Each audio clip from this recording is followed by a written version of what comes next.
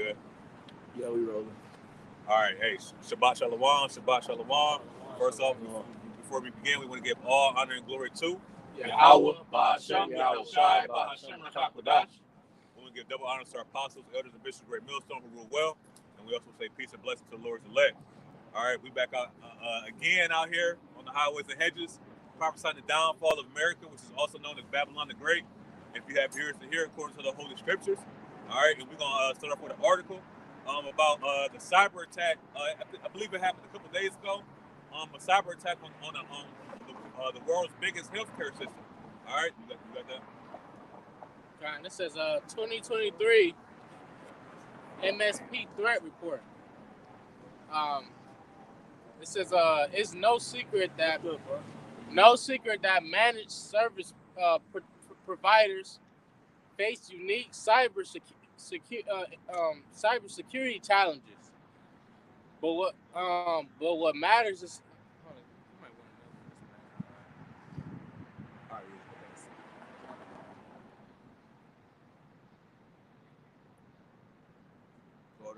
because we know in the times to come there will be more cybersecurity attacks. Okay, you just had one. The cell phones being the service being disconnected. Yep. What's that? AT&T and yeah, AT&T, Verizon, I believe, or T-Mobile or something like that. But then you had this foreshadowed at the World Economic Forum. Okay, they call it a polycrisis. But it's going to be simultaneous attacks, simultaneous attacks. Man. And it's no coincidence, that all these attacks are digital, man. Yeah. And what is Esau gonna do? He's gonna come in like a big brother. Hey, I got you. Do this. You know what I'm saying? But you got it out. It says U.S. Health Department intervenes and change healthcare hack crisis. And this is and Esau uses these specific words: crisis, danger. He's a master of manipulation, man. The scripture says that he was the serpent was more subtle than any beast in the field. That represents people in the world. All right, so he's going to use,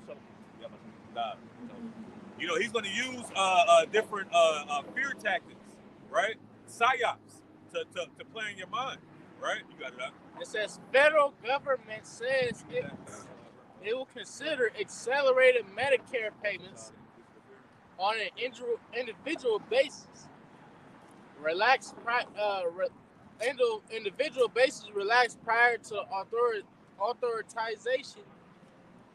authorization requirements for struggling healthcare providers. It says the U.S. Health Human Services Department said it will relax certain requirements around Medicare prescriptions and consider advanced payments for struggling healthcare facilities in the first major federal government. Keep reading. In the first major federal government action since the cyber attack crippled the flow of money through the health system 2 weeks ago. You see, so it's a crippling effect about this healthcare system, man, and the money, And what is Esau going to do? He's gonna have to he's gonna come with a digitalized solution for these cyber attacks, man. Right. You got this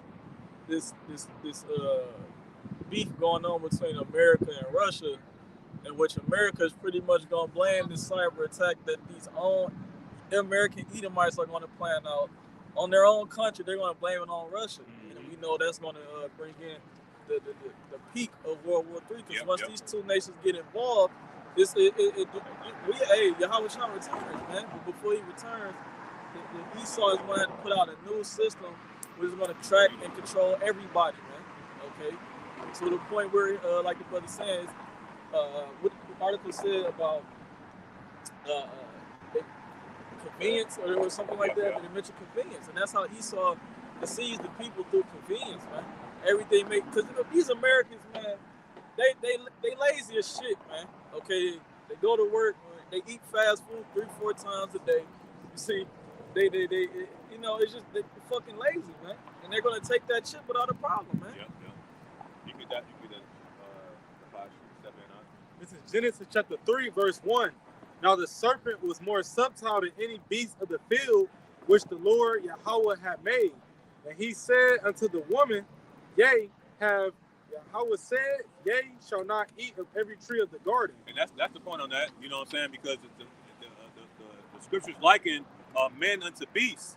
All right, and Esau, Edom is a snake, the serpent. The word Hebrew word for serpent goes back to the root word is nakash. You know, meaning a diviner. You know, a diviner, Salakia. You know what I'm saying? Enchanter. Yeah, enchanter. You know what I'm saying? Witchcraft. You know what I mean? You got that word subtile? Yep, the word subtile, arum, it means screw, crafty, sly, sensible, or crafty. You see, so Esau's going to use these sly, crafty words, man, to play on your mind, man. You know, and the point is that Jake doesn't understand what's about to happen, man. Okay, because they're being lulled by these smooth words that Esau gives them. You know, we're in a crisis. We're in a state of emergency. You know, this is all the scare text that Esau uses to forward his agenda, because he implements a crisis, and then what, he gives you the solution in order to fulfill his agenda, man. I got it. Yep, you got it. Yep. This is the book of Ecclesiastes, chapter 9 and verse 12. For man also knoweth not his time, as the fishes that are taken in an evil net, and as the birds that are caught in the snare. So are the sons of man snared in an evil time, when it falleth upon them suddenly. When it suddenly falleth upon them. Right? And that's what's ready to happen, man. Okay, it says the day of the Lord will come as a thief in the night, which we know, that's really talking about the nuclear missiles hitting this place. But you can consider that. You can use that for this what's about to happen, man. Okay, they have something called Operation Dark Winter. Okay, which I believe they're gonna use it this year. But pretty much, they cut everything off in the wintertime, man. Esau has the power to do these things, man. And nobody, no mere mortal on the planet Earth is gonna stop this man from devising what's put in his heart, man. Because this is ultimately Yahweh Bashim Yahushai's plan. Yep. And that was in Isaac, which was, if you have ears to hear, which was Yahweh Shai, gave him that blessing to be a ruler and have the fatness of the earth, man. And have the power of the sword. But right. Go ahead. You say fatness of the earth. I'm thinking about how the Lord got sacrificed. Fat. Yeah. You feel like you said, man is compared to a beast in the scriptures, man. And everybody here is a sacrifice, man. Okay, and at the ultimate, that sacrifice is gonna come through those thermonuclear missiles for those who take that seed, man. And what's saying? What's Isaiah? I believe it's Isaiah 9 that the people should be as the fuel of the fire. That's that sacrifice. That's burning the fat off of the animal, man. But you got that the posh? Done. You got some more? Okay, kind. This is Psalms chapter 91, verse 1. He that dwelleth in the secret place of the Most High shall abide under the shadow of the Almighty. And that's the protection of these scriptures, man. You know what I'm saying? The protection of Yahweh Bashim Yahushai. You got that. The secret place of the Almighty is the truth. Right. Like you said, this truth. I will say of the Lord, He is my refuge and my fortress. And what are those, man? A refuge is a place of safety from danger, man. When it's raining outside, what do? You find a canopy or something like that to hide yourself from the rain, man. And what are we doing? We're trying to hide ourselves from the rain of the nuclear missiles, man. The rain of fire, right? You got it, right? My God, in Him I will trust. Surely He shall deliver thee from the snare of the fowler, and from the noisome pestilence. The noisome pestilence, man. That's ultimately goes into the nuclear missiles, man. The noisome pestilence, right? But what is? You want to say something about? I was gonna say each brother take one step to the right. Kind. That, and that's ultimately, read again, Robert Shaw. Surely He will deliver thee from the snare of the fowler, and that's a trap. A fowler is somebody that traps birds. See, Esau is ultimately wants to set up a trap, man. For you to ultimately, let your guard down and trust in Egypt. You get that out? Isaiah 30. No, finish that out. Unless you got another precept. and from the noisome pestilence. And like I said, that goes into the nuclear missiles. Because Esau knows he's going down, but he wants to take you down with him, man.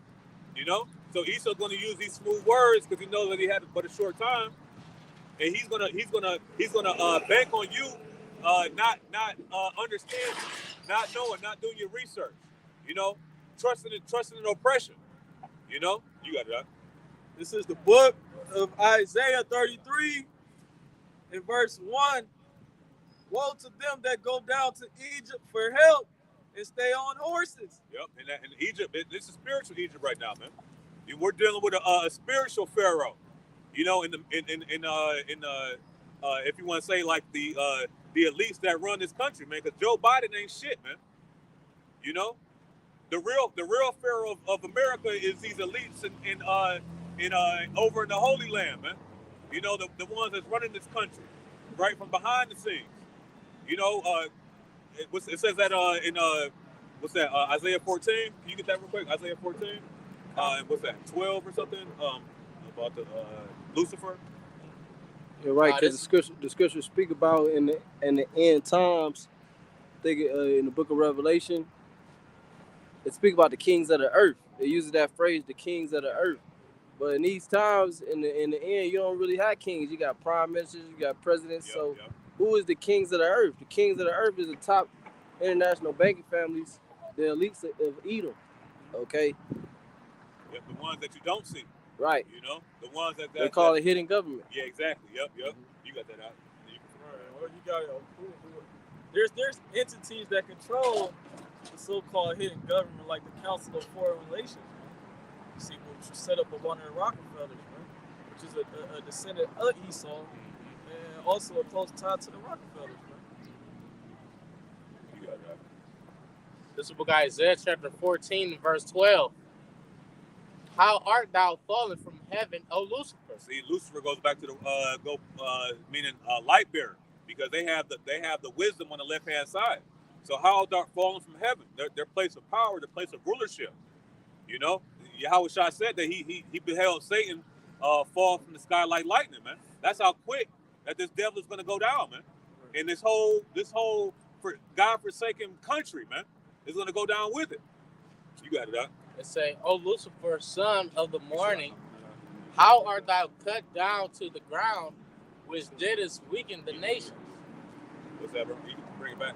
It says, how art thou cut down to the ground, which didst weaken the nations? And when you cut something down, man, what happens? You get basically chopped off from a place of stabilization, stability, man. You know, and Esau's stability is what? The spiritual demon Satan. And the Lord is removing that from him, man. You know, his enchanters, his left hand witchcraft. The Lord is removing that from him. Now he don't have no answers, man. Yeah, because what it is the truth is quenching all of that. Yep. You know what I'm saying? The truth, that all that stuff is based upon falsehood. Mm-hmm. You know. Yep. I'm gonna get the precept for you. This is Psalms 144.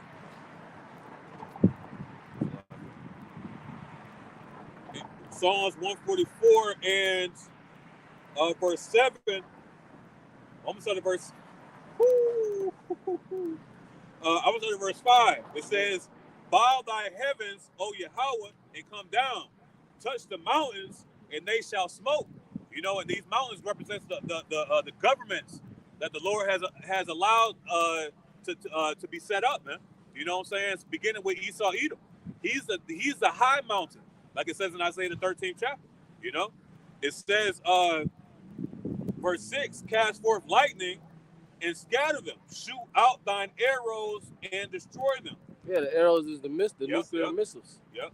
The Lord's gonna shoot, because the chariot's also gonna shoot fire. I got that for you. Because if you don't think it's gonna be enough missiles to make a lake of fire, a 5,000 square mile lake of fire, the chariots is gonna add more fire to ensure. More fire. Yeah, right. Just to ensure that the prophecy of a lake of fire is fulfilled, man. Got it. You know what I'm saying? The Heavenly Father has an unlimited amount of fire. He is a consuming fire. You see what I'm saying? So Man, what the Heavenly Father about to unload? Yeah. You know, you got it though. How would I say? This is like you, but the fire is directly connected to Yahweh himself. You know what I'm saying? He said, I am a consuming fire. Water ain't like that. When the Lord destroyed the earth with water, he had to open the fountains of the deep and he had to open the windows of heaven. That, you know, but he said, no, this time I'm going to send fire. Yep. You know, I'm going to send the very essence of who I am. You got it, though. How I said, you know, he's come to set fire on earth. And what would I if he already kindled? Right. That's why you got a lot of fires going on. You had the man who had a eternal combustion. I forget the phrase. A spontaneous internal combustion, which means that come from eating all that unlawful foods. Your diet is so bad that your stomach heats up to the temperature where a fire can start, man. Yeah, you're talking about a chick that was chemicals and shit. No, it was a dude. It was a dude in London a couple weeks ago or this past week who was walking down the street and his stomach just started to catch on fire from the inside out. See, so yeah, that's crazy. And then you had another fire. What was the other fire this week? It was another fire because I was going to do a video about all the fires. Oh, you had the you did a video. I did do the video. Right? Yeah, it was a million acre. Yeah. A million acre wildfire. So far, it's been a million acres that's burned. That's the biggest wildfire ever in the history of Texas. Which that's the biggest state. So that means that's the biggest wildfire in the history of the country. And that goes all into the famine. You know what I'm saying? The pestilence. The Lord is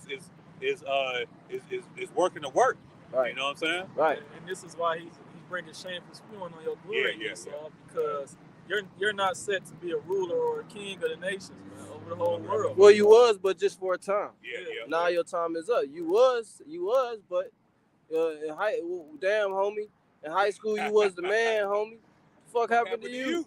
See, that's how it's gonna be for you. And y'all ain't y'all in Isaiah 14? Yeah. Go to verse well, just keep is that before or after where he say they shall narrowly look up? Okay, yeah, keep reading.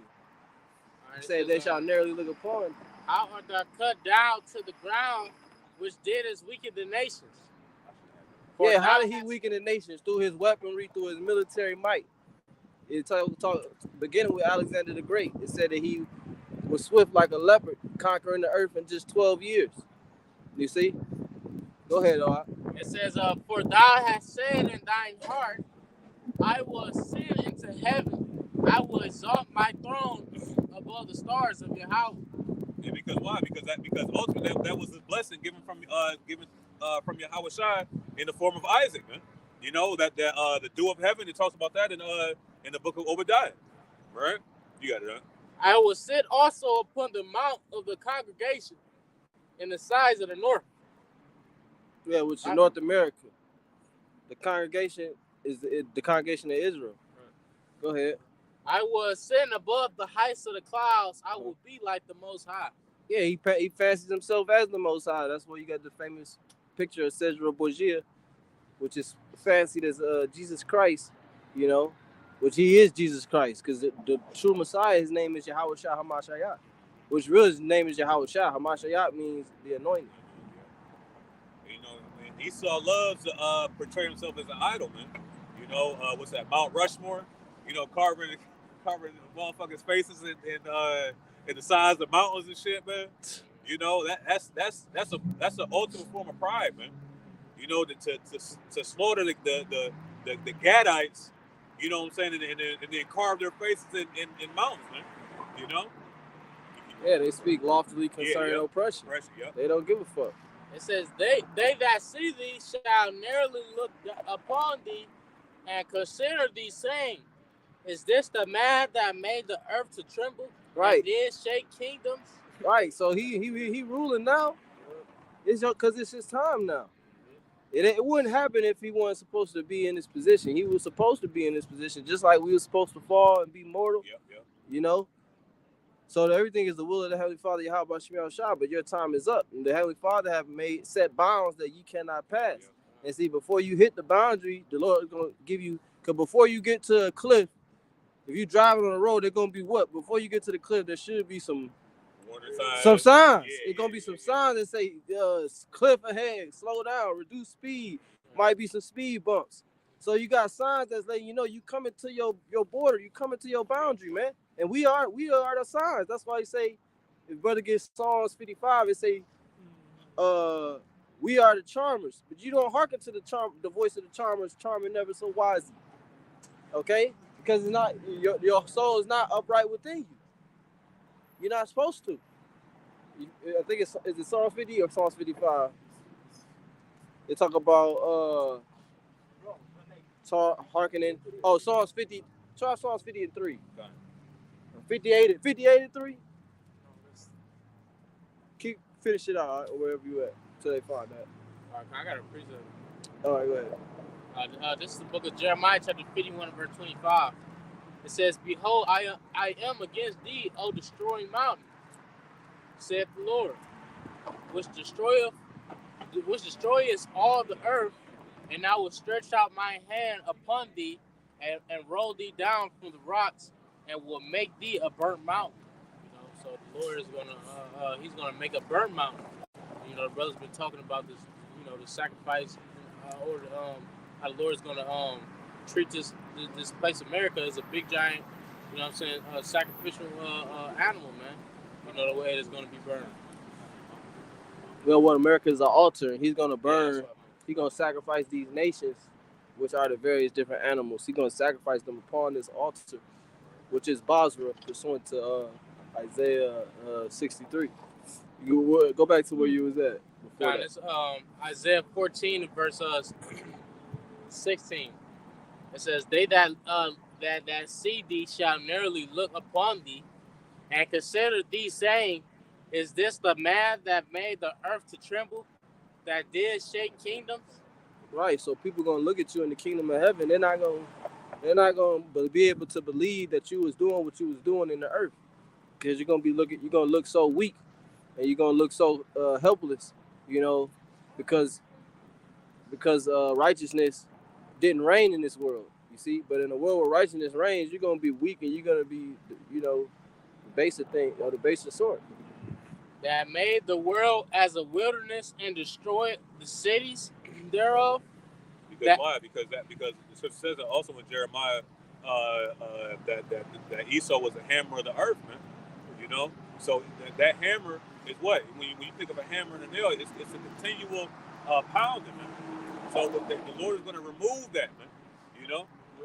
It's said in Isaiah 14, "He that smote the kingdom right, wrath yep. with the He was struck, yep.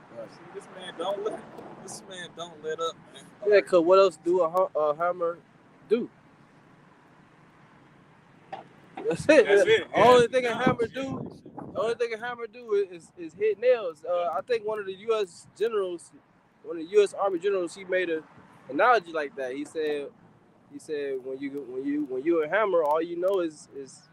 I gotta find the quote. I'm gonna get the quote. Y'all got it. The pound on shit. Yeah, that's basically what he said. He said when you a hammer, he basically was saying the United States military, we're a one-trick pony.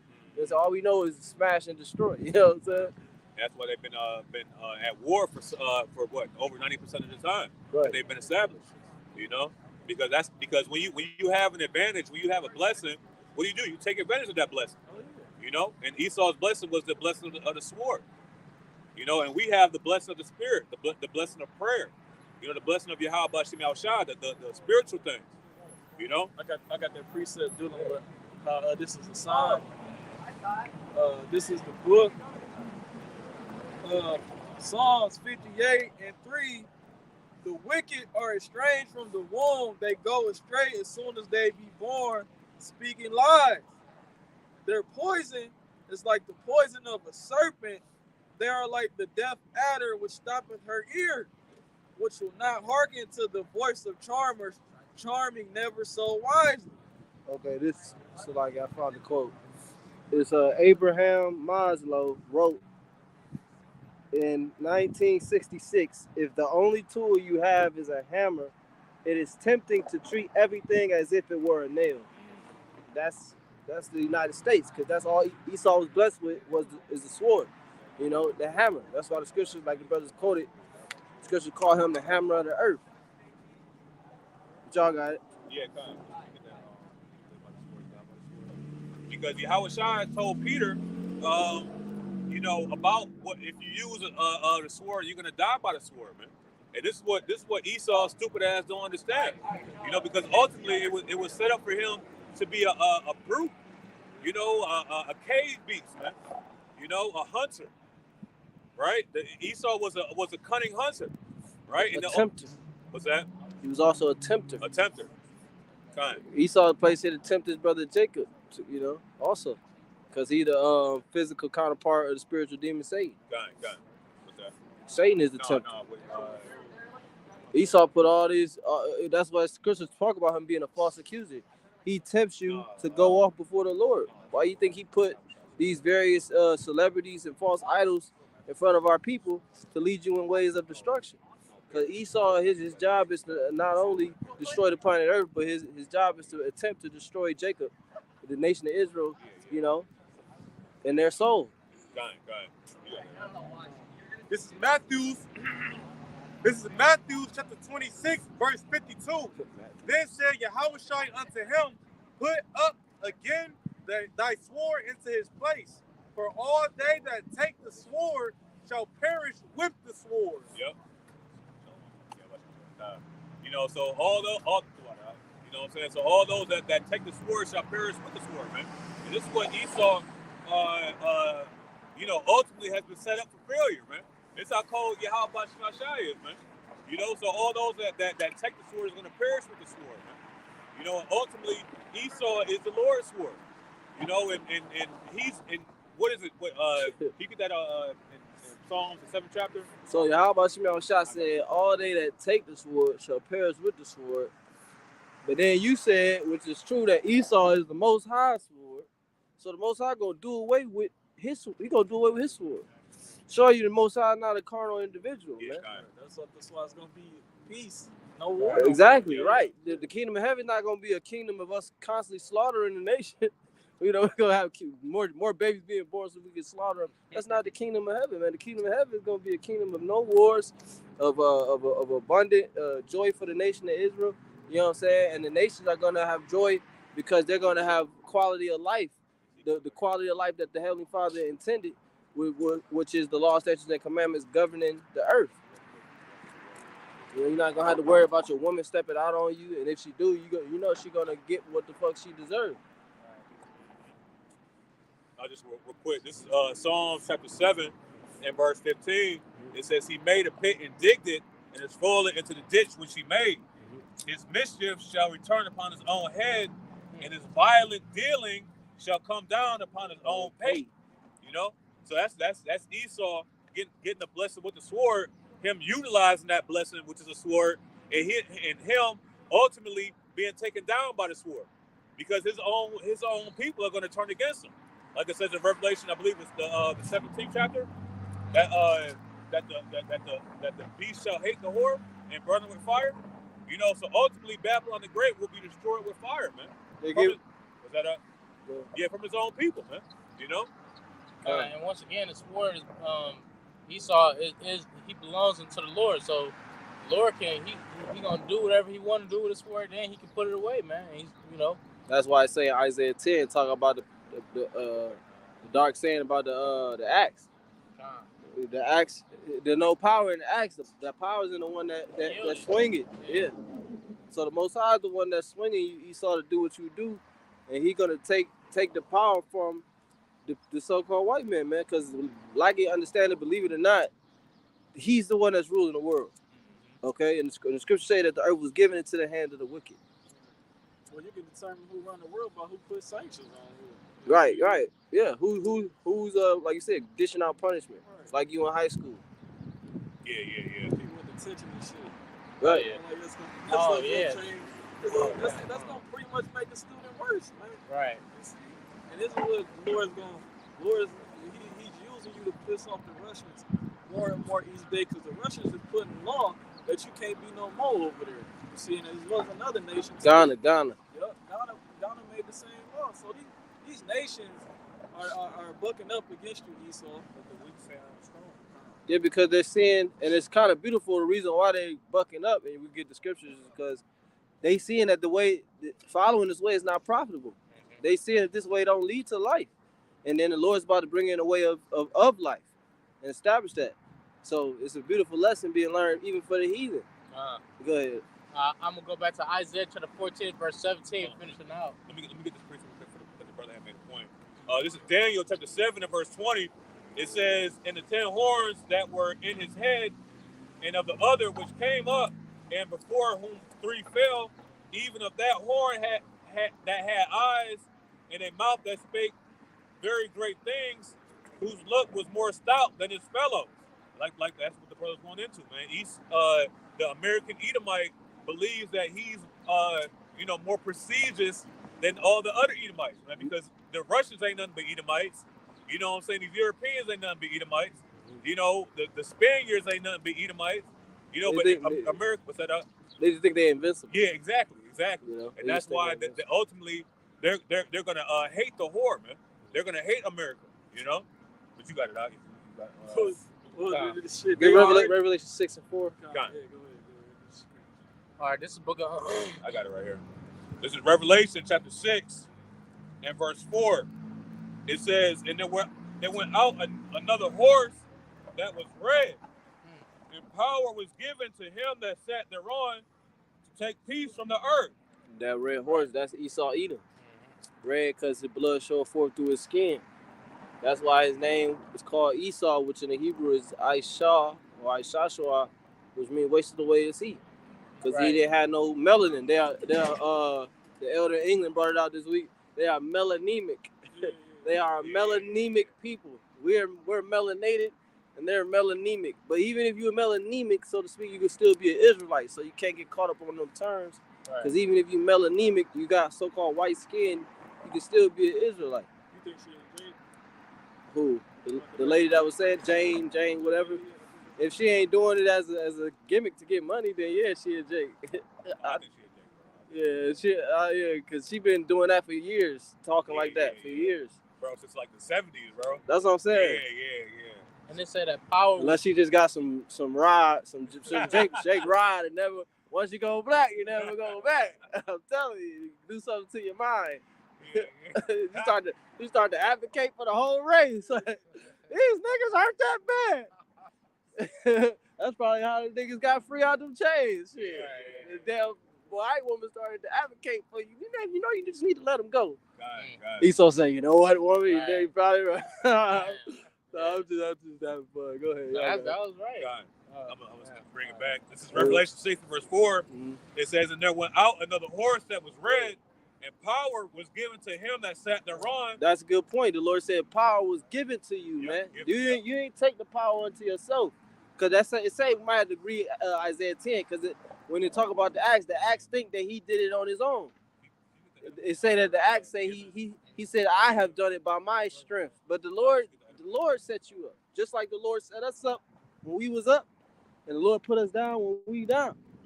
But the Lord's about to set us up again. And everybody that returns to Yahweh Shah, that's predestined in spirit and truth, they're going to be delivered. Yeah. The brother about to get the head of online for the word given. All right, it says, to give, to bestow, deliver to another, allot, grant, commit, devote, entrust. Yeah, a lot, because it's saying talk about the womb of the earth. In Second Ezra, talk about the womb of the earth was given to each nation for a particular allotted time. And that's why Ezra was asking, well, why can't it come now? Because the Lord said it can't. It gotta come one at a time, one kingdom at a time. Yeah. And the spirit, because we go into Daniel 7, which is about the major empires and the major kingdoms before Yahweh Shah returns. That's why you can't have multiple empires at once. You had unique empires like the Medo-Persian Empire was unique because it was two nations ruling as co-rulers. Mm-hmm. Right. You got two major empires. They gonna clash because I don't want to be equal to you. Somebody got to pay tribute to somebody. Yep, that's why Ezra's the angel explained to Ezra that the kingdom the earth is gonna be given to nations for a particular time, allotted time. So read Revelation 6 and 4. Revelation 6 and verse 4. "And there went out another horse that was red, and power was given to him that sat thereon to take peace from the earth, that they should kill one another, and there was given unto him a great sword. This man took peace from earth. He's literally everywhere destroying economies, setting up his own laws in the land. Talking about you can be a man and man, you can be a woman and woman. Okay, you can be a transformer, all these vile, disgusting things, man. He's taking peace from the earth, man. He's changing the customs of the nations, man. Yep. Yeah, he, like you said, he not only destroying he's destroying the air, the food, he destroying everything. Right. I was going to make a statement because you made that point about each kingdom being unique in its own way. When you go into how Esau ruled, like when you go into the Greek culture and then the Roman culture, they both tried to pretty much make everybody like assimilate to their ways. Yep. As far as with Jake, so like you said, at the end of the day, they had to come into the rulership to get this system, this final system, that's going to pretty much be this beast system where you're going to have to pay tribute to, or you're going to be, thrust through. Yeah, yep. You got it. You got to worship the beast. You got to obey the system. You got the precept. This is the book of Isaiah 10 and 13. For he said, by the strength of my hand I have done it. Start at 12. Verse 12. Wherefore it shall come to pass that when the Lord hath performed his work upon Mount Zion and on Jerusalem, I will punish the fruit of the stout heart of the king of Assyria. The stout heart, we just was talking about how they look were more stout than their fellows. You see? Because the king of Assyria is not talking about, well, it was talking about the king of Assyria historically, but now it's prophetic. It's talking about Esau. Esau fits that shoe now. The shoe fits him now. Read that again. It says, wherefore it shall come to pass that when the Lord hath performed his whole work upon Mount Zion and on Jerusalem, I will punish the fruit of the stout heart of the king of Assyria and the glory of his high looks. And the glory of his high looks, which is his kingdom. The fruit of his works is what you see, America, United States of America. The Lord is going to destroy his fruits, and he's going to destroy the reason for his stout looks, which is his kingdom, America. He ain't going to have no reason to have a stout look, because the Lord going to take away every reason you had to look proud, motherfucker. Right. It's just a man that's shaking king. That's it. That's what the Spirit been talking about. The scripture says in Isaiah that the holy looks shall be brought low. That's right. So in Assyria is basically representing Babylon the Great. The different nations that we were under captive to, the scriptures liken it unto right now, man. In certain scriptures, yeah. Yeah. What city did Assyria control?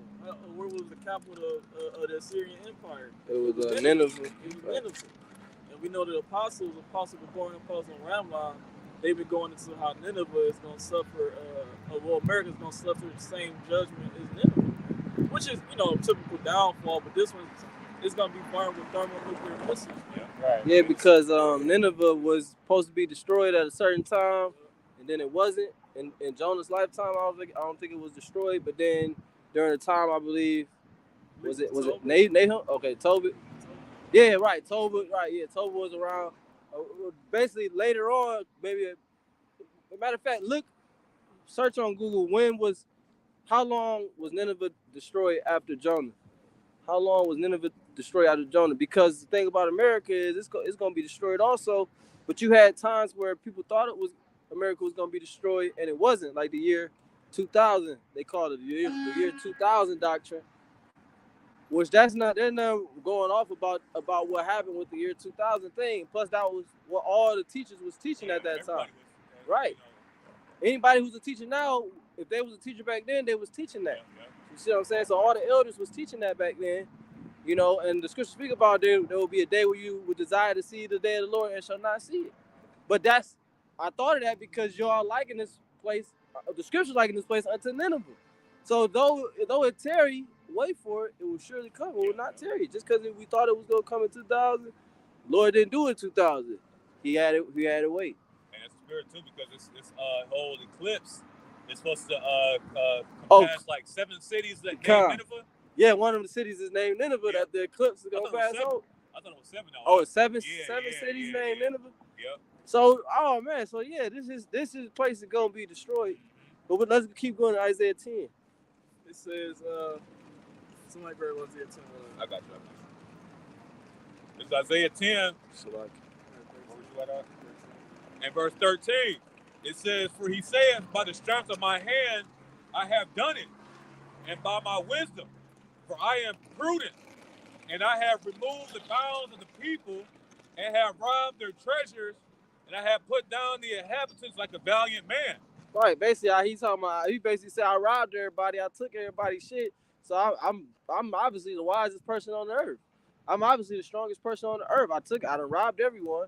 I done took every blessed land, you know, all the high places, the ancient high places on high are mine in possession. So I have to be the strongest and the wisest person. I did this all by myself. That's not the case. You can keep going. Verse 14, it says, "And my hand have found a nest in the riches of the people. And as one gathered eggs that are left, I have gathered all the earth. And there was none that removed the wing or opened the mouth or peeped." That's how we know it's talking about Esau Edom. Because he said he had gathered all the earth. The king of Assyria back then didn't gather the whole entire earth, just the known world at that time. This king of Assyria prophetically here in Isaiah 10 said he gathered the whole earth. You want to say something? I got the fact about Jonah, what year he prophesied. Okay. It was it was between 786 and 746 BC, and Nineveh fell in 612 BC. Right, so over 100 years later, 130, 140 years later, Jonah's prophecy was fulfilled. Was that heavy? I was meditating on the book of Jonah today, man. The Lord put Jonah in the belly of a fish for 3 days, man. You know what I'm saying? The Lord put Jonah in the belly of a fish for 3 days, then put him on dry land. Till you do what you want to the Lord. Do you do what the Lord wants you to do? That's how he could do you, man. Yep. That's Who can resist the Lord's will? Cause you sometimes like, do Jake, you know what I'm saying? Be like, Jake, do you really, you know what I'm saying? You gotta think about that. You get thrown over in a motherfucking ship. So excuse my French. You get thrown over the damn boat, right? And a damn fish swallow you, and you in the belly of a fish for 3 days and 3 nights. That really happened. It ain't a story. It ain't a metaphor or nothing, man. That's the spirit that you came up with that, because I did a video on that. Like literally, they talking about, I think it's off the coast of Australia or something like that. It's something in the water. Because people say that's far-fetched, so it's unbelievable about can a fish swallow a man. But it's something in the water that's basically biting sharks in half. Come. So they like basically the average shark like 13 feet. Right. It's smashing sharks in half. With ease. So just imagine how big. And then that's not a blue whale. Yeah. Because the blue whale not a predator like that.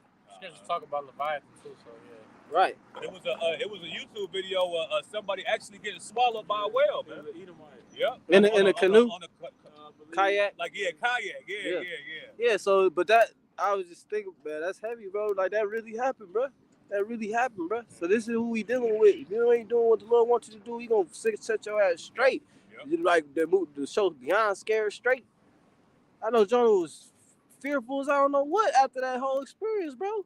Then Lord set his ass on dry land, like, nah, go do what go do what I said. That's why it says in 2 Corinthians the 5th chapter, therefore knowing the terror of the Lord, we persuade men. Right. Because we know these things are can happen. Right. You know what I'm saying? Even Yahushua used Jonah as an example. You know about that. You won't get a sign, but the sign of Jonas. Man. Yeah, You know. That, yeah. So these things are put here to show us what could happen and what needs to happen. You know. I got a precept for you out because you had mentioned about Esau. Basically spreading himself all over and something like that. This is Habakkuk. Yep. You got that? Yeah, you got that. You bring it down. It says, shall not all these, this is the book of Habakkuk chapter 2 and verse 6. It says, shall not all these take up a parable against him and a taunting proverb against him and say, woe to him that increaseth that which is not his, right? Because the brother had made a point that, this devil, he's had the fatness of the earth, and that's going to become a reproach unto him. People are going to look at him and say, it's not yours, but and see him for where he is, somebody that's continuously increasing to something that's not theirs. It says, who to him? Because why? Because Esau has basically removed the ancient landmarks, man. Right. We're going to talk about remove not the ancient landmarks. So what does he do? He puts himself as the Greeks, as the Romans. You know what I'm saying? As the Australians. All these things Esau has done to kind of muddle up, put mud in. So it's hard to distinguish who's who, where people are really at. You know what I'm saying? Mm-hmm. That way he can hide himself, man. They said like the ancient Egypt hieroglyphic things, all in Africa. They said there's more of those in museums than it is in the actual place where they started from. So they don't know what the real writing say, because it look like somebody tripped over them and stuff like that. And then you getting a lot of complaints about these devils complaining about like how Israelite Jakes, mainly like the Southern Kingdom, not standing up to them being Africans and Hamites, So this devil, man, the Lord gonna fuck this devil up, man. But even when you go back, even for the Egyptians, man, before Esau got up in there, what happened? They chiseled off the noses. Right. That was the beginning of iconoclasm, man. You know what I'm saying? Like they guys and made them white. Yep. They was already trying to cover stuff up. The Ptolemaic Empire completely whitewashed, man. To think that Cleopatra was an actual Hamite, man. Right. Cleopatra was a white woman that was being used as a bargaining chip, man. To take somebody God and say, I'm gonna serve your God, then say, but I want him to look like this. That's some proud flash. Right. I'm gonna serve your God, we gonna look how I want him to look. That go back to that Job chapter 9 verse 24. He covering the faces of the wicked. Which the Lord allowed him to do that once again. He's a sword of the Lord. Yep. But I'm gonna read this. It says, back to Habakkuk chapter 2 and verse 6, it says, woe to him that increaseth that which is not his. How long unto him? Because why? Because in Sirach, the 10th chapter, it says that because of injuries and riches. Can you get that, brother? Michelle? You get the Apocrypha? Sirach 10 and 8. Apocrypha, can you get that? Sirach 10 and verse 8. It says, because Esau has increased that which is not his, man. Because Esau, the Lord allotted him. The Lord allotted him a certain land mass, man. Mount Seir. All right, and he's what? He said, all right, man, I need more than that, man. I need everything, man. I need your shit. I need your shit, and you ain't gonna get nothing else. Nothing else. Devil. You got that, bro? It's the book of Ecclesiasticus, or the book of Sirach, chapter 10, verse 9, and it reads, verse 8. I'm gonna start up. Yeah, you got it. This is the book of Ecclesiastes 10 and verse 7. Pride is hateful before the Most High, and man, and by both doth one commit iniquity. Verse 8. I can say, because why? Because when you read Obadiah, it says the pride of thy heart basically lifted up, man. And had deceived thee. Because pride is one of the things that the Lord hates. So Esau is full of pride, man. He's full of loftiness, because why? He's done all these things and the Lord hasn't judged him yet, because he hasn't ruled, he hasn't made it to the fullness of his sufficiency, man. Verse 8. Because of unrighteous dealings, injuries, and riches got by deceit, the kingdom is translated from one people to another. See, riches gotten by deceit, man. Increasing that which is not his. Esau has that God complex where he makes things like manifest destiny, right? Where you see something out and I can claim it because of the will of God, right? You claim people, like the brother had brought out, in Habakkuk the 2nd chapter, that he heaped between himself all people, man. Mm-hmm. This is how Esau gets down. It's more than that, y'all saw. I read verse 9. And it reads, wise earth and ashes proud, there is not a more wicked thing than a covetous man. And Esau loves to covet, man. What's that? Is that Nahum? Is that or is that's Micah? Can you get that Micah the 2nd chapter? Because he covets fields, man, and takes them by violence, man. You know, this man sees something and he wants it, and he doesn't stop until he gets it. You know. Yep, you got it. This book of Habakkuk chapter 2, because like you said, basically this devil, the Lord put a spirit of him on him of covetousness. You know, he has a insatiable greed. He cannot be satisfied. And that's why history talks about when Alexander the Great basically was on his conquest and his soldiers didn't want to pretty much participate anymore. You know, he's supposed to wept. You know, so you can't satisfy, you know, like this devil to the point will fuck up the world until, you know, it ain't gonna be nowhere for even him to inhabit. You know what I mean? This is the book of Habakkuk chapter 2 and verse 5. Yea, also because he transgresseth by wine, he is a proud man, neither keepeth at home, who enlargeth his desires hell. And said, because Alexander the Great, you said he wept because he didn't have no more places to conquer. But because Alexander the Great, when he came to Jerusalem, the high priest showed him the prophecies in Daniel the 7th chapter and in Daniel the 8th chapter about the he-goat. They showed him that he was the he-goat and that he was going to be conquering the known world. You see, so once he conquered everything, and they said, look, there's nothing else to conquer, he knew his time was coming to an end. Because he's like, well, damn, I was prophesied to conquer. So you mean to tell me there's nothing else? You know? So it's kind of like his mission, where he kind of felt like his purpose in life was kind of coming to an end. And you got people, you see that with certain people, not to digress, but you know, you can see that, like you said, he basically he had no purpose. He had no purpose. Back in Habakkuk chapter 2, verse 5. Yea, also because he transgressed by wine, he is a proud man, neither keepeth at home, who enlargeth his desires hell, and is as deaf, and cannot be satisfied. Yeah, not to keep it at home. You don't even stay in his home. You want to be in your home. Right? Because he conquers other nations, but then he want to be in the homes of his own citizens. You could be a damn American here. I'm in your country, bro. I'm supposed to be on your side. You want to spy on me. What was that dude who brought out about how they were spying on Americans? Snowden. He brought out how Scripture said it, your own tongue shall fall upon yourself. You see, so you got Republicans rising up against Democrats. You got the damn, all these different factions of Edomites, so-called white people. They're all against each other. Yeah, right. You even got the small hats over there, like you just saying, they cover fields and taking the bodies. Now they're building houses in Gaza. Right. So it's like, who fits these? They building houses. They building houses over here and bombing over there, 50 feet away. We gotta get the enemy. We gotta eradicate the enemy. Right. You see, it's always the same narrative. It said the words of his mouth were smoother than butter, but war was in his heart. Right. No, you got it. Huh? Back in Habakkuk chapter 2, verse 5. He who enlargeth his desires hell, and is as deaf and cannot be satisfied, but gathereth unto him all nations, and heapeth unto him all people. So basically, like I said, this man, like you said, wants to have power over everybody. You know, it made me think, if you've ever read or watched the movie Lord of the Rings.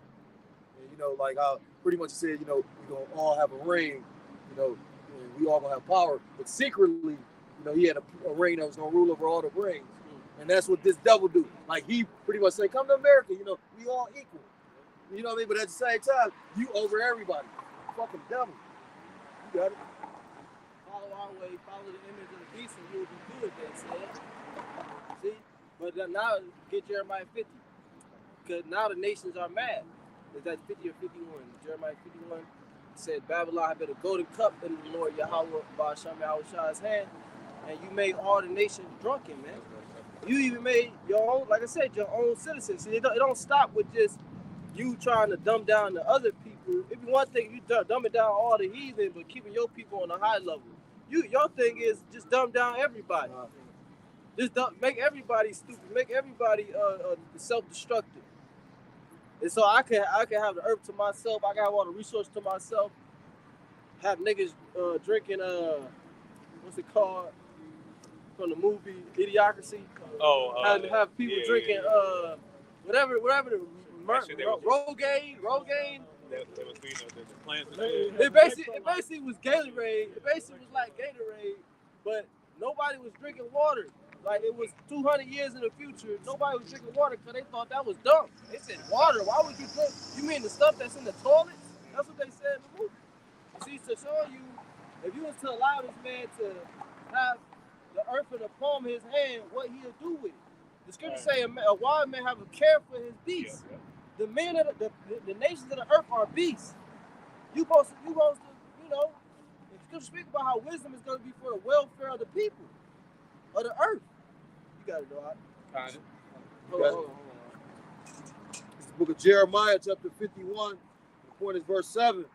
Babylon hath been a golden cup in the Lord Yahweh Hashem Yahushua's hand. Babylon is America. Babylon from the two words of God, which means confused. Okay? Go ahead.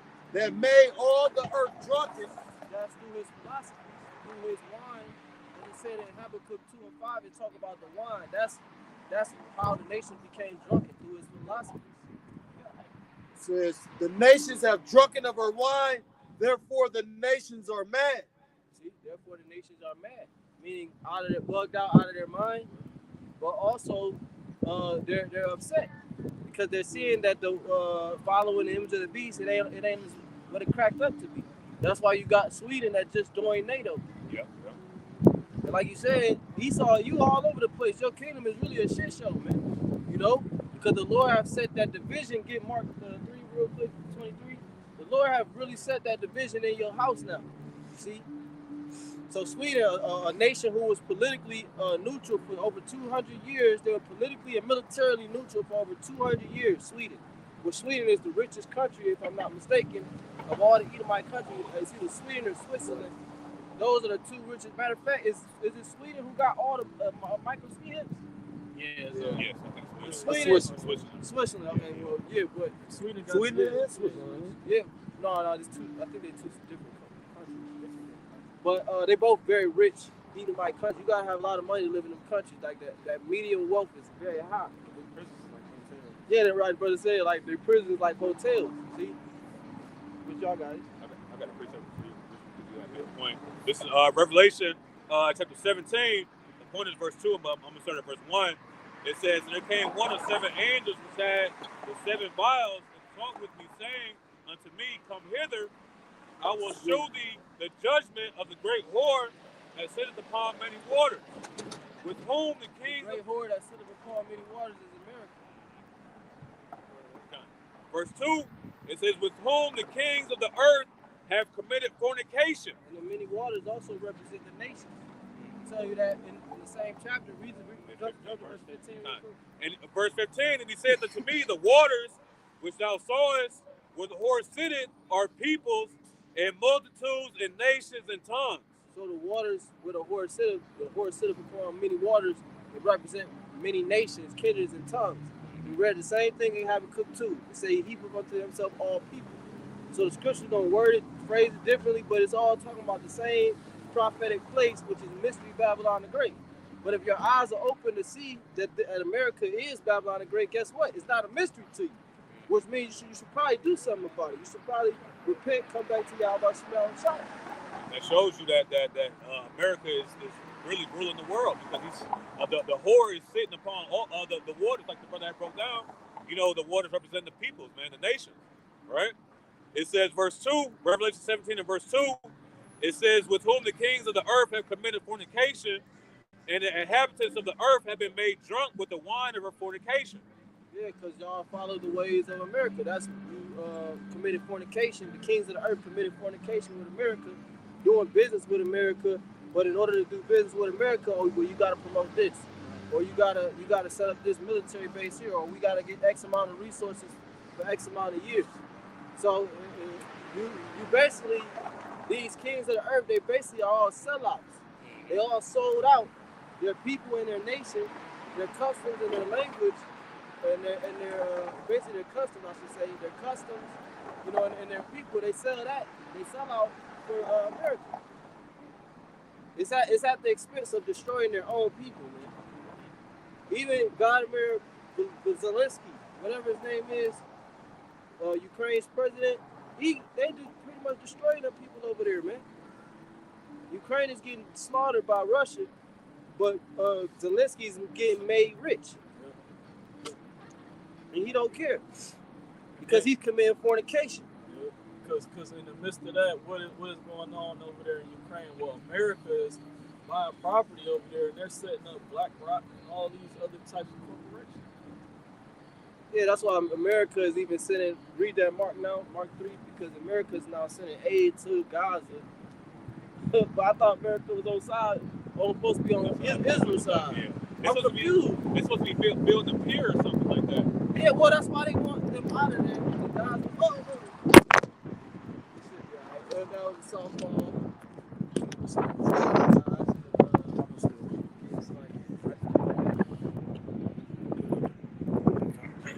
Yeah, that's the first time it ever failed and didn't break, man. Like every other time it failed, the tripod broke. Well, yeah, go ahead, This is Mark chapter 3, verse 23. And he called them unto him and said unto them in parables, how can Satan cast out Satan?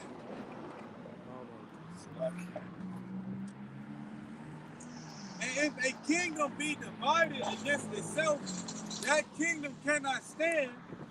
And if a house be divided against itself, that house cannot stand. And see, this is ultimately going to the house of Esau, because Esau is ultimately being is divided against himself, man.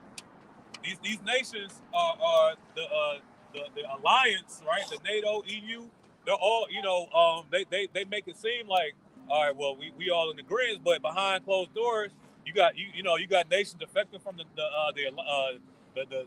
North Atlantic Treaty Organization, joining the BRICS nations, applying for the BRICS nations, you know what I'm saying? All those things.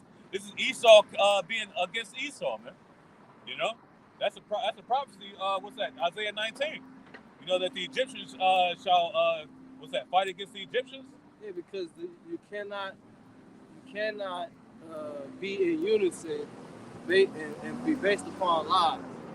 Because there are many lies, but there's one truth. Yeah. That's why the only true unity is going to come via the truth of Yahweh Hashem Yahushua. Yahushua, who is the truth, his reign. The reign of these heathen is all based upon lies. There's an innumerable amount of lies. I could literally come up with 1,000,001 lies, but there's only one truth. What you say? And then lie about the lies. So they just keep on going. Right. He is a deceiver. Yeah, God. So they're all divided because everything that they stand upon is no truth. And read that again. The prophecy said it. Mark 3, verse 24.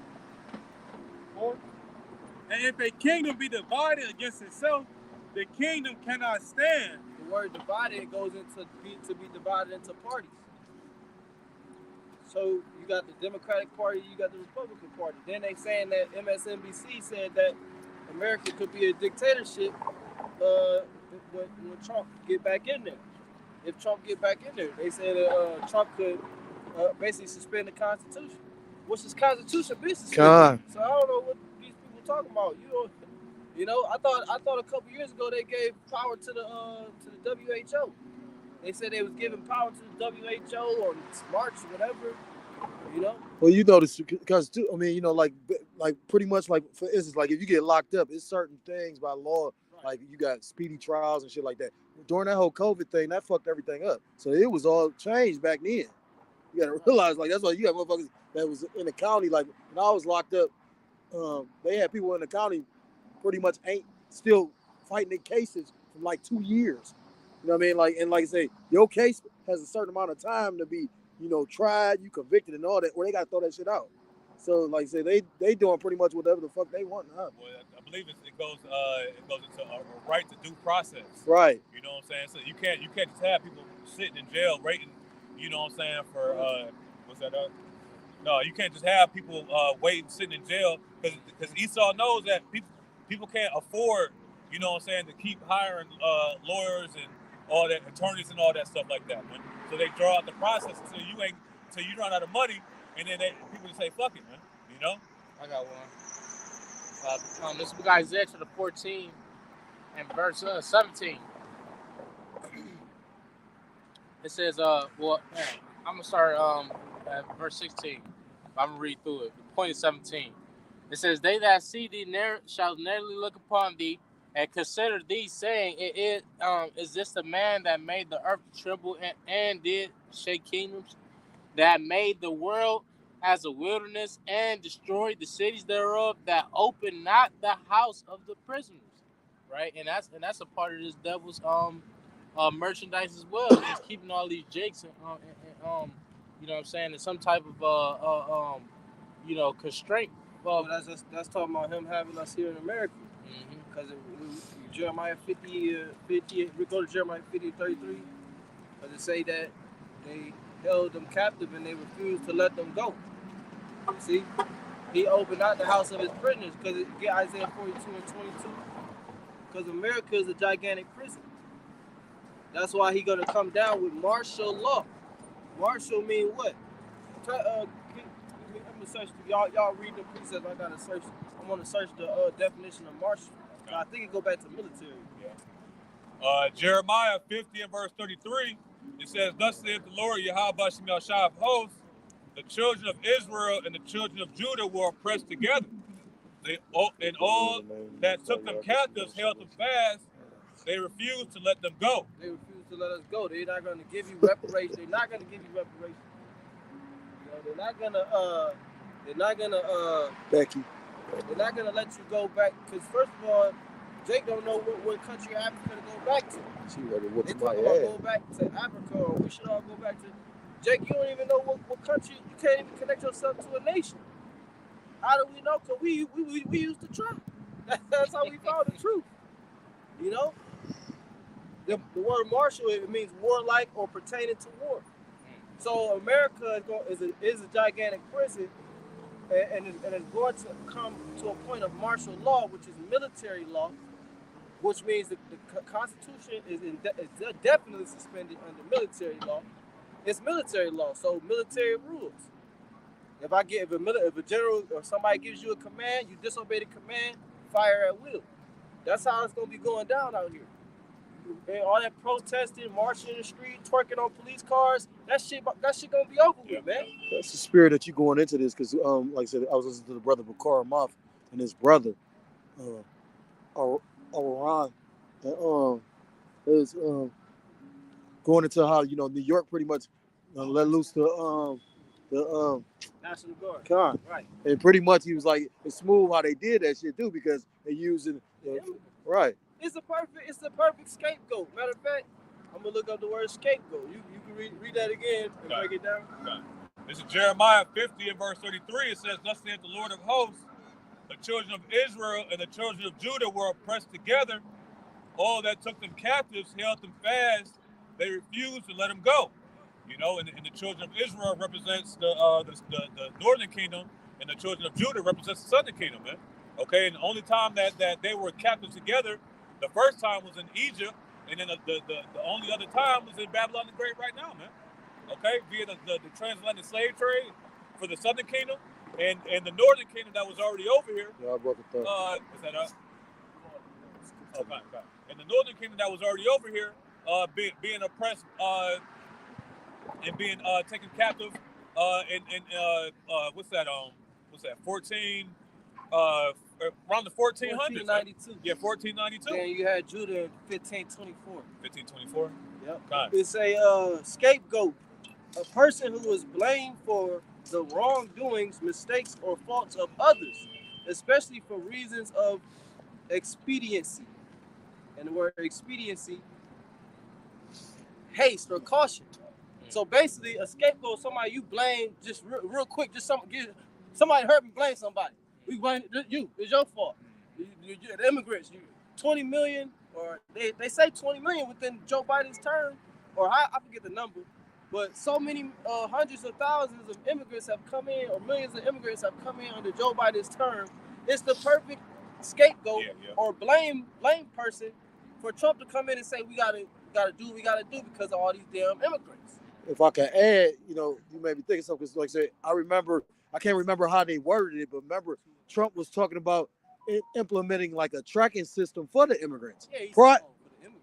But this was like when his first term. Oh right, yeah. That's So he it's said a microscopic tag. a microscopic tag. So it's funny how all this is coming to play now. Right. And like you said, as far as immigrants, I was watching John Williams. You know what I mean? And he a keeper of the house, he economist, and he was going into like if you got a lot of people don't even know what's going on in Haiti. You know what I mean? Like Haiti, pretty much they talk about like you about to have more immigrants because pretty much.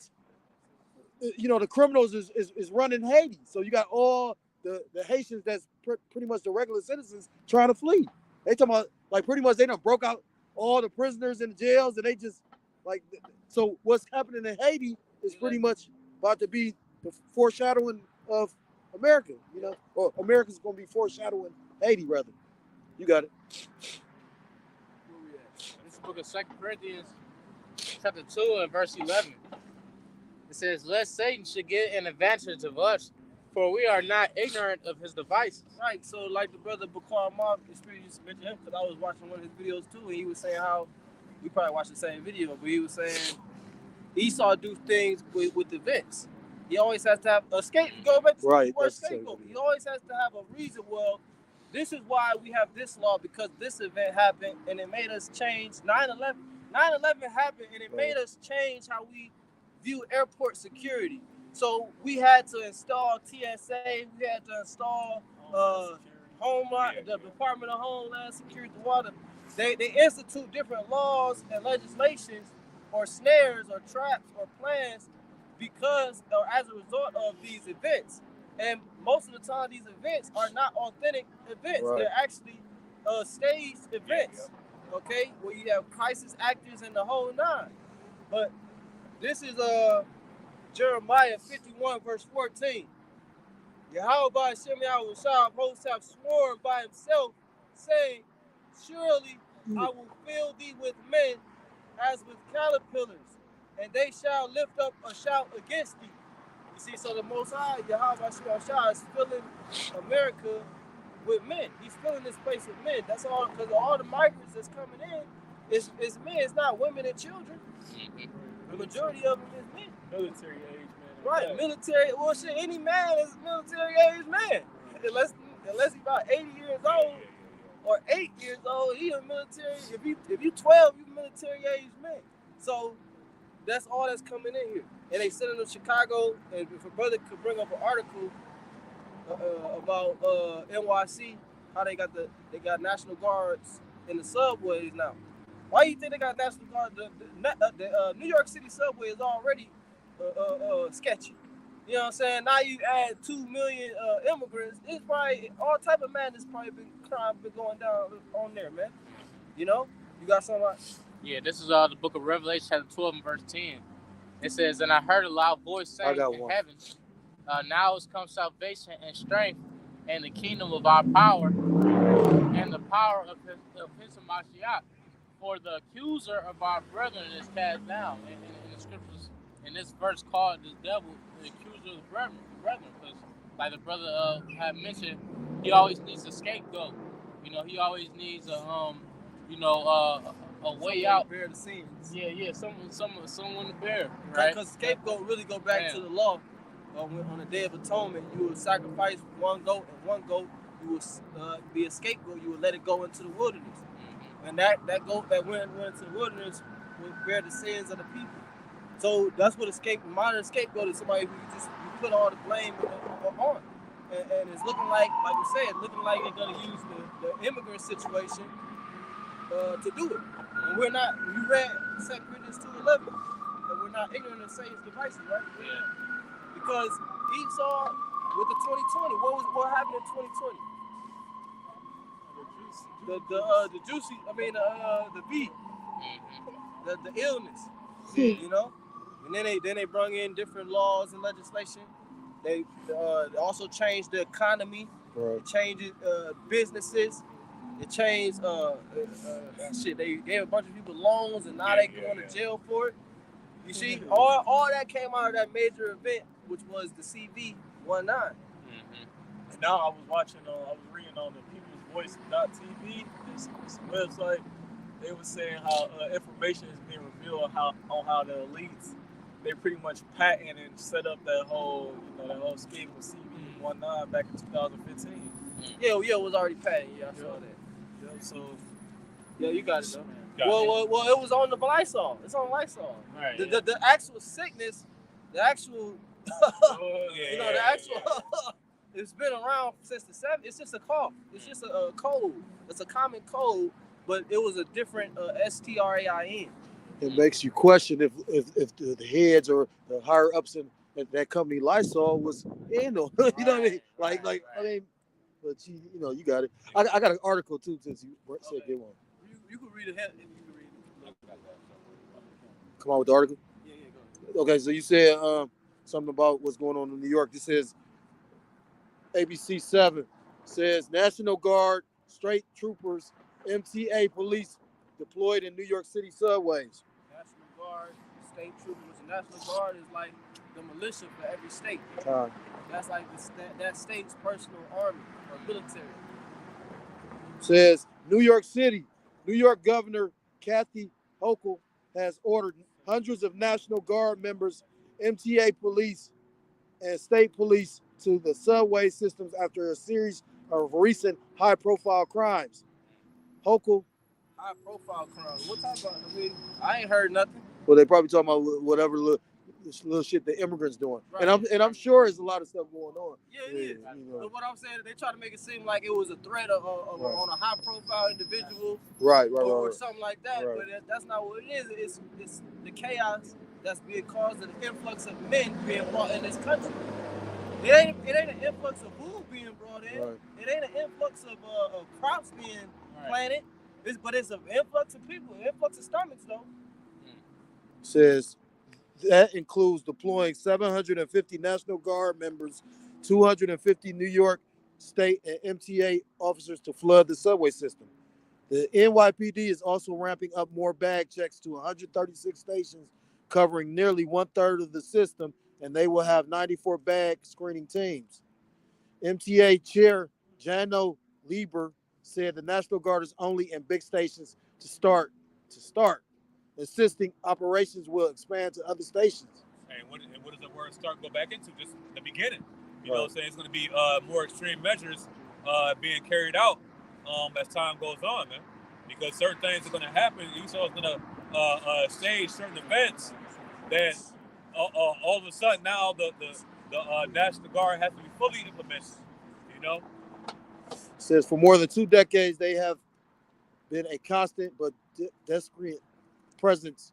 Soldiers with the New York National Guard and camouflage quietly watching the crowds from a distance. For some riders, the soldiers are a welcome presence. For others, the spectacle is jarring and unnecessary. The governor deployed the soldiers after denying the city's request for millions in overtime funding for the NYPD. So instead of funding overtime for the police officers, they sent in the National Guard. Right. And the living what shows you what? That means if you had the option, if you a ruler or a judge, and you had the option to either get a police officer's OT or call in the military, why would you call in the military? What would make you actually? Because military would have to cost more. Am I right or am I wrong? Military costs more, so what would make you actually choose to go with the military? You know it's a bigger threat. Right. And it hides the federal spending. Yes, you know, because Esau loves to fabricate numbers. You know, so it makes it look more a dire situation if they have to use federal money in order and not use state money allotted. You know what I'm saying? Right. So because it gives people a chance to touch and to put hands to that money. You know, like what was they just talking about last year when they was talking about the Pentagon or the CIA? Somebody was missing like trillions of dollars. They didn't know where the money went. You know what I mean? And New York living is one of the highest in the country right now. So where are all these immigrants going? You know what I'm Yeah, saying? Chicago. They've been taking homes. So they show you they got a rule where if you see an abandoned home, you can take it and it's yours and you're there for what? Squat. 3 6 months. And if somebody already live there, I guess your roommates come.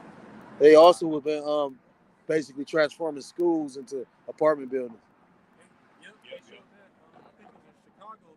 They had homeless Jakes or people that was low poverty saying, "Well, nigga, I'm a citizen. I've been sleeping here for 6 years. This nigga ain't even got no citizenship. You gonna give it to them? And Tell me find somewhere else?" And that's gonna cause uproars to the people, man. You know? Oh, yeah. He says, "You shall fill thee with men, and they shall lift up a shout against thee." Oh, See, yeah. you bringing all these people. You read Habakkuk 2 and 5. You heap it unto yourself all nations. That's what you're doing with this whole migrant situation, Mhm. and it's a recipe for chaos, and that's what you want, because one of the mottos of the Lisa Edom is "Odo ab chaos," which means order from chaos. Okay, that's their methodia, which is where you get the Greek word for wiles. When it talks about the wiles of the devil, it goes to the Greek word methodia, which means you can go back to your method. That's his method. And like you said at the end, Go ahead. You got it. I'm about to say, and that goes to the word methodical, man, because Esau uses gradualism. These things that Esau is allowing to happen is just a methodical strategy, and so that way people can like kind of take a step back, like it ain't that bad, you know. My brother was going into martial law, and like you said, at the end of the day, with this order out of chaos. So at the end of the day, when shit gets so chaotic, what kind of law or how would they get a reign of it? They're gonna have to come with this, because you would think, like in the city, you don't bring soldiers and like that's like a metal hammer on a plastic piece of a plastic piece of material to bang that with. No, but they want things to get out of their hands so bad that they could bring in that, like you said, that order out of chaos with that martial law, like you said, warlike law. So, like I said, where crimes are punished severely, little bitty things are punished severely. Like you said, in the military, shit, they can kill you. They can fire your squad, all that shit. And those draconian measures. Con. Going back to the word Draco. Con. You got it right. Well, which was wasn't a Roman emperor? I thought he's Greek. He was an Athenian law scholar. Right. But the word dragon in Revelation 13 and 12, I think, or 11, the word dragon goes back to dragon, which or dracon, which, like the brother said, go back to that individual who was known for who was known for writing into law harsh punishments for minor offenses. Okay, like in Canada, right? What's the big news this week in Canada? Reading Bible verses. Okay. What else? Being very religious outside. Being religious outside is a punishable crime, severely punished. That's what Trudeau said. If I'm not mistaken, I thought I read somewhere they saying they're trying to introduce something similar in Washington. Yeah, well, you had Bill. It was Bill C-367, I think. So, yeah. And then you had New York or some other state was trying to pass a similar law, but it wasn't as severe. But in Canada, they want life in prison. They want life in prison for hate speech for somebody like reading Bible verses. That's what it said. I got the article right here. Let me finish this out, because we were speaking on I made that statement about as far as like bringing military into the city, like that's why people are sitting up here saying that it's pretty much like over exaggerated or a little bit too much. So it says the governor deployed the soldiers after denying the city's request for millions in overtime funding the NYPD. The department's chief of patrol suggests that was a mistake. Our transit system is not a war zone. Chief John Chill posted on. You that they're ready for war. Yeah, the words of his mouth were smoother than butter, but war was in his heart. He can say everything he want to say, but he got the National Guard surrounding him. He can say I love you. We gonna have a nice dinner. It's gonna be a cool night. But he got military outside the door. Because Trump big thing was he's pushing that wall, right? Walls keep people out, but also walls keep people in. So like these motherfuckers, they about to make these National Guard. And they're encouraging themselves to be locked in. Right. Build the cage. Build the cage. Right. We need the cage. Keep them out. Keep them other people out. Build the cage. Like I said. That's exactly what brother says. This article is the People's Voice. Trudeau. Praying in public, reading aloud from Bible is hate speech to be severely punished. The Trudeau government has introduced a bill that can land it says Christians in prison for quoting the Bible and expressing a traditional faith-based opinion if the Canadian government deems it promotion of hatred or anti-Semitism. See? Right. Go ahead, Rick. Go ahead and get it. Amos 8:11. The family of the word is going. Who do you think they talk? Who are they talking about? It say praying in public. Them Jehovah's Witnesses right down the block. They silent. They just standing there like this. They ain't talk about them. They don't even talk. Unless you go over there and ask them a question. If you ask them a question, you know what they're gonna do? They're gonna say, "Look at this pamphlet." Oh, well, just read the pamphlet. Well, do you know what tribe Lord, or do you know how can I find out if I'm an Israelite? Well, just read the pamphlet. Just read the pamphlet. So they don't even fucking. And then I think the law you're talking about in Washington was called the Bowser-Pinto law. Yeah, that's what it is. Where if it's more than two gathered together, they have the right to arrest you even on suspicion. Okay, but what do you? How would I say? Where 2 or 3 gathered in my name, there I am in the midst of. Right. They're trying to stop. The brother had it said Christians, right? We're the true Hamashiach, man. Yeah. You know, where 2 or 3 are gathered in the midst, man. Yeah, you know? because they were first called Christians at Antioch, and that was that was like they was like calling them a name. You know what I'm saying? It was like name calling them. That's kind of like how they call us Black Hebrew Israelites. Yeah, You see what I'm saying? But in the day of the Lord, the Black Hebrew Israelites gonna be right. You see, and that stigma that's gonna be on us is gonna be turned to something. It's gonna be turned to something else. It say praying in public, reading aloud from Bible is hate speech to be severely punished. Bill C 367 purported to amend the criminal code will redefine the boundaries of free speech, criminalizing public Bible readings. Who do public Bible readings? Literally, there's no other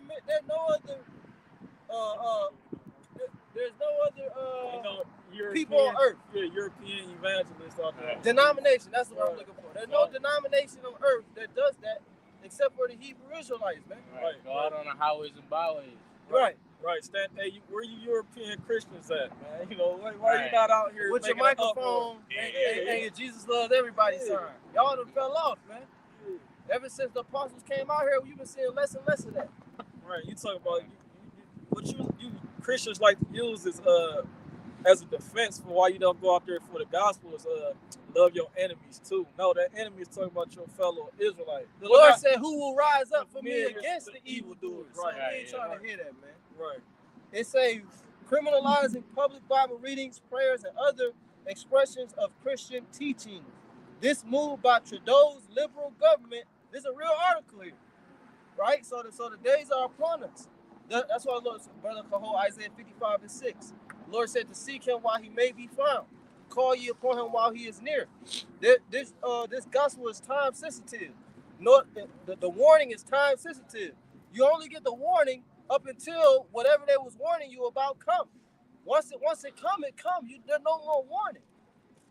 So it says, this move by Trudeau's liberal government has been interpreted by many as an attempt to criminalize Christianity, which nobody, like I said, it's an attempt to criminalize Yahweh Shai, the scriptures, because the scriptures speak about the so-called antichrist, but the scriptures say there are many antichrists, and so yeah.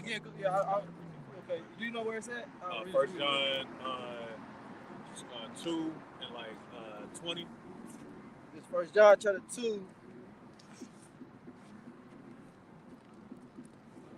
18. 18, yeah. So 1 John 2 and 18. Little children, it is the last time, and as ye have heard that anti-Messiah shall come, even now are there many antichrists, whereby we know that it is the last time. What anti means against. So and really it's talking about the system. There's going to be a system The Antichrist is the image of the beast. That's the embodiment of what you would call an Antichrist, because the image of the beast is directly against, like the Elder Yashawama did the lesson, the Elder Apostle Gabar did the lesson. The New World Order is directly against the Yahweh Shai's kingdom is directly against the New World Order.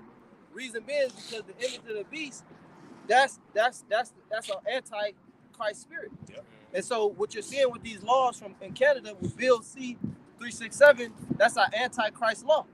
Okay, there are many anti-messiahs. Justin Trudeau is one of them. This is Revelation chapter 2 and verse 10. It says, "Fear none of those things which thou shalt suffer. Right. Behold, the devil shall cast some of you into prison, that ye may be tried." Right, and we ain't gonna go out there if they pass a law next week and say, yeah, we're backing up what Canada did, and you can't go out there and read Bible verses to do none of that no more. We're not gonna go out there and get a, you know what I'm saying? After they told you we're gonna arrest you, we ain't gonna go out there and get arrested. That's not what that scripture's talking about, man. Our day gonna come. Trust me, Esau kicking your door to get you at 3 in the morning with your motherfucking butt ass naked. Because they already know who you are, man. They already know the videos you watch, right? Who you subscribe to, your address, where your address. Kids go to daycare. Yep. Yeah, you know all that, man. Hey, it's funny because I got like a Google and a Yahoo, right? This shit just recently started happening. Like whatever I do is it's popping up in both emails, but I'm not using both emails. You get what I'm saying? Letting you know that, like you said, they know who the fuck you is exactly. You know what I mean? Yeah, your emails be linked. Right. Yeah. Well, that's why, like, if you, like, a couple years ago, they kicked me off Twitter. I tried to make another account. They said you can't make another account because we know it's you, basically. Right, I said, how the fuck I know it's me? Right. You know what I'm saying? Because they go back according to, so that's why sometimes they'll take your phone number, too. Yeah. When you sign up, they'll take your phone number because you can have multiple emails, but most people only got one phone number. Right. But you got it, though. I'm finishing this out. It says, "And ye shall have tribulation 10 days. Be thou faithful unto death, and I will give thee a crown of life." So ultimately, the famine of the world is coming in fast, man. And men ain't gonna be out here, teaching and preaching, while these draconian measures are being implemented, man. So that's why the brothers used to look at the Isaiah 55 for the brother. Back you up, that we're not gonna be teaching out here when they start passing certain laws to tell us not to come out here. Amos 5. And, the prudent shall keep silence in that time. Yep. Right around verse 10, I think. But it's like the verse after, I think. And it's mighty hypocritical because America is going to bring in that law. But I believe in 1982 and 1983, they declared the Bible as the law of the land. See, and America was built on Judeo-Christian values. Now look what has happened, man. They're using it against you, man. Because it's really against the men of the Lord, which consist of Negroes, Latinos, Seminole, Native American Indians, as well as those that look like the other nations that come from the seed line of Abraham, Isaac, and Jacob that got this truth. That's what it's against, man. If I could add, because you made a statement, America portrayed to be built on the values of the Bible. I mean, if it was truly built on the Bible, we wouldn't. America's only been around for what? You know what I mean? Like, if you really had a foundation of the Bible, this place wouldn't look like this. Yep. Yeah, right. It was like you said. Yeah, because Solomon was only ruling for 40 years, and it was paradise. Sure. You know what I'm saying? There were 80 years when you add his father. So, you can imagine what that kingdom was like, how much work they got done, as far as, like you said, building that kingdom up in the ways of the scriptures. 80 years into the kingdom of heaven, man, we're gonna have a lot of progress. It's gonna be like night and day. Go ahead though. Okay. This is Amos chapter 5 verse 13. It says, "Therefore the prudent shall keep silence in that time." Who are the prudent? The word prudent means foresight of the future, man. To look at the future and act in the now with the wisdom of knowing what's gonna happen in the future. The highest level of prudence is prophesying. So the most prudent individuals are the prophets, the men that's out on the highways and byways that's telling you what's about to happen in this country as far as the economic collapse, as far as World War III, as far as the famine. Okay, but we're going to keep silence in that time. Matter of fact, I might have to start over. Yeah, but I can say too, because it's going to say that the prudent man perceived the evil and hideth himself, man. Right, where do we hide ourselves? We read it earlier, Psalm 91, under the shadow of the Almighty. In the secret place of the Most High. We're hiding ourselves in this truth, okay? That we may be hid in the day of wrath. Go ahead, let me see. I think started okay, yeah, you good at that. Got it. This is Amos 5:13. It says, therefore the prudent shall keep silence in that time. Right, so the most prudent individuals, the individuals with the most foresight, that's the spirit. You saw how he thought I was talking to him, he got all alert.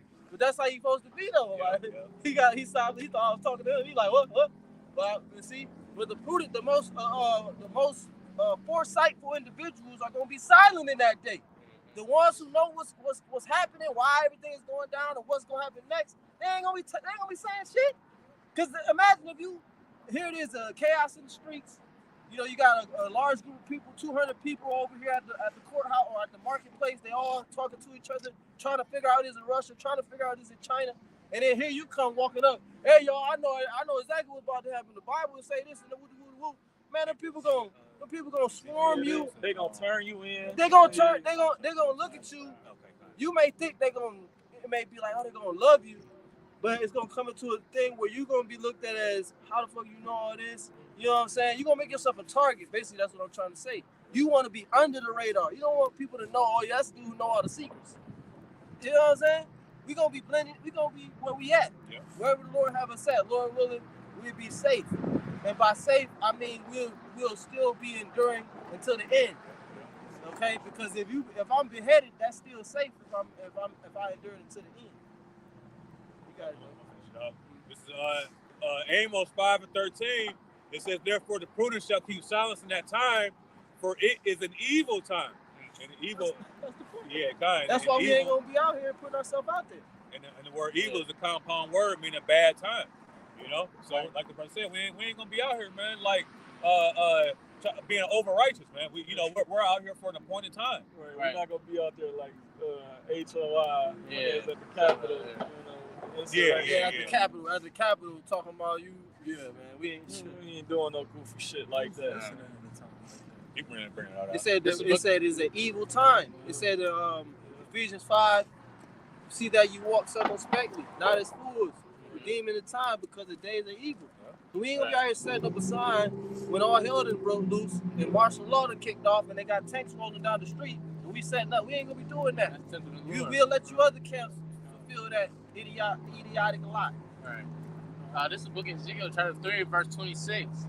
And I will make thy roof, it says, and I will make thy tongue cleave to the roof of thy mouth.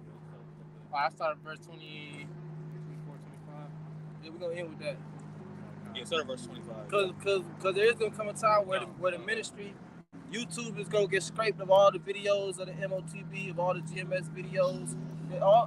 It's going to come a time where you're not going to be able to be fed. Okay, but the scriptures speak about the unicorn. See, the Lord created the unicorn, which is the internet, to do all the heavy lifting for us. Okay? Because the scriptures speak about the unicorn gonna bring the sons back, so to speak. Gonna bring thy children back. You see? So the internet is doing its job because the Lord didn't have it, but you can't even say if the Lord did, because the Lord did. You see? Go ahead, this is book of Ezekiel chapter 3, verse 24. The Spirit entered into me and set me upon my feet and spake with me and said unto me, go shut thyself within thine house. But thou, O son of man, behold, they shall put bands upon thee and shall bind thee with them, and thou shalt not go out among them. You're going to be arrested. You're going to be incarcerated. Or what do you call it? Under arrest. That's the other one I think of.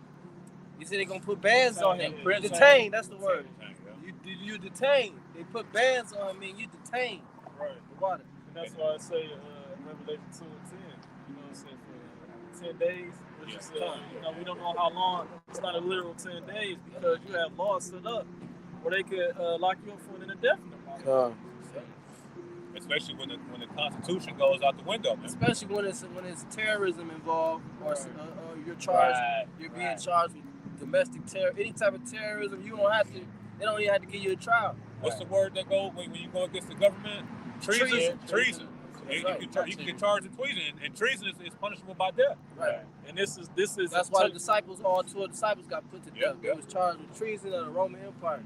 Right. And telling the truth can be seen as treason to us because it's a different. We're coming up Well, against the empire, man. Right. Look up treason, and we finish reading that. And look up treason. And we go. Verse 26, it says, "And I will make thy tongue cleave to the roof of thy mouth, that thou shalt be dumb, and shalt not be to them a reprover, for they are a rebellious house." Right. So the Lord is going and it's going to be events that are going to happen to cause the prophets to not be able to speak on the highways and byways again, man. You know. And what is a reprover? A corrector, man. You know, the correction starts now. Like, I don't know if the brother still got the Isaiah 55, but that's what the brother said. You know what the scriptures say. You know, seek ye the Lord while he may be found, man. You know, because it's going to be a certain point in time where the Lord is going to it's a wrap. Go ahead. Yeah. You know, y'all endure, man. You know what I'm saying? Y'all to fulfill the job of prophesying and teaching and things like that. Now it's time for you to prepare yourselves for this war that's about to come down. Like the scripture say, the enemy shall come in like a flood, man. Yeah, when we start a physical war. Mm-hmm. This is the book of Isaiah, chapter 55 and verse 6. "Seek ye the Lord while he may be found. Call ye upon him while he is near." Right. The Lord, there's no nearer that the Lord can be to a so-called Negro, Latino, Native American than one of these altars set up across the four corners of the earth, man. Okay, when you walk past these altars that's being set up by the Brotherhood, man, you walking across the spirit of Yahweh Shai. And look, whether you know it or not, if you had the faith, now, I don't want to sound like our Lord, but I'm just quoting our Lord. If you had the faith of a mustard seed, you could get this knowledge. You know what I'm saying? Because really, that's what all of us had. You know what I'm saying? We believe that these men on the streets wasn't just niggas. We believe that these men on the streets wasn't just some crazy, you know what I'm saying? Just a no, dude. Like, Jake view other Jakes as nothing. You know what I'm saying? Jake view other Jakes as nothing. We didn't look at these men like that. We said, man, this is the truth. I believe I'm an Israelite. I know the Bible is about it. And we ran with it. The scripture say, blessed is he that make the vision plain, that he may run that readeth it. So we ran with it, man. You guys, you go. I got the word treason. Okay, close that. This is from the collinsdictionary.com.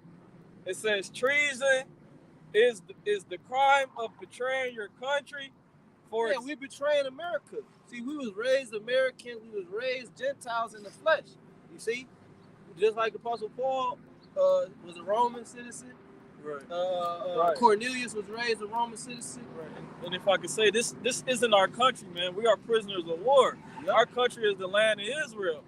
This is just our citizenship, like he was saying. But we're betraying our citizenship. Right. That's what treason is. You're betraying your citizenship, which America. You see, the Lord had you, man. The Lord put you in slippery places, like the scriptures say. He had you set up free speech. You set up that free speech. That was a snare unto you, man. Because now, where's the line between free speech and treason? You see, so which allowed this ministry to do what it do. Yeah. Okay, but you still gonna end up charging us with a crime against you. Go ahead. It says treason is the crime of betraying your country. Because we saying that another king is coming to take over this kingdom. That's treason. We're saying that another government is gonna be set up and this government gonna be done away with. That's treason. It says for example, by helping its enemies or by trying to remove its government using violence. See, but we're not using violence. The only violence we're using is the scriptures, man. Okay, but you still gonna try to. That's why you got agent provocateurs and all of that. But before we go into any other more precepts, we're just gonna close and give all praise, honor, glory to Yahweh, Ba'ashem, Yahweh Shai, Ba'ashem, right. Lord, we just edify and give all praise, honor, glory to Yahweh, Ba'ashem, Yahweh Shai. Kwam Yasharala.